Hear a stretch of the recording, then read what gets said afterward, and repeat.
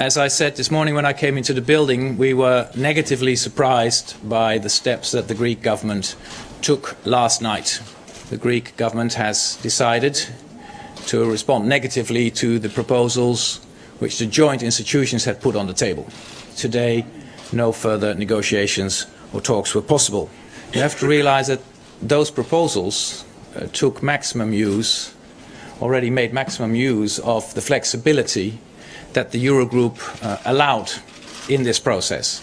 Nonetheless, the Greek authorities have rejected those proposals and decided to put a proposal to their parliament, which is debated right now, to have a referendum with a negative advice on the proposals. The process wasn't finished as far as we are concerned. The proposals weren't definitive. They weren't formally discussed or decided upon in the Eurogroup. And yet the Greek government has broken off the process, has rejected the proposals, and is now putting them, which is also an unfair way to put it, to the Greek people, putting them now to the Greek people in a referendum with a negative advice. Given that situation, I think we must conclude that, however regrettable, that the programme will expire on Tuesday night. And as I said, we will reconvene directly after this press conference to look at further steps to take, determined as we are to maintain the strength and the credibility of the Eurozone.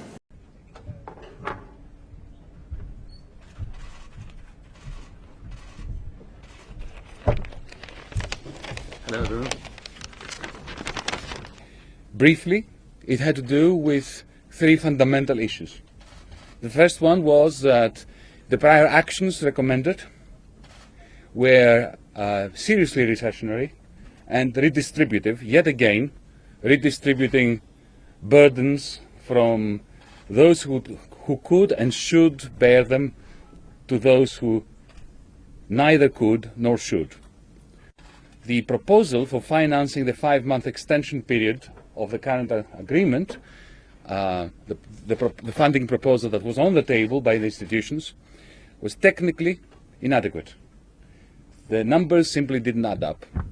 And when we asked questions about, in particular, the utilization of parts of the HFSF 10.9 billion, which was there in order to recapitalize banks and strengthen them in view of the problem with the NPLs, we received an answer that involved the ASM, and that, as we know, effectively baked into this short-term arrangement a new program.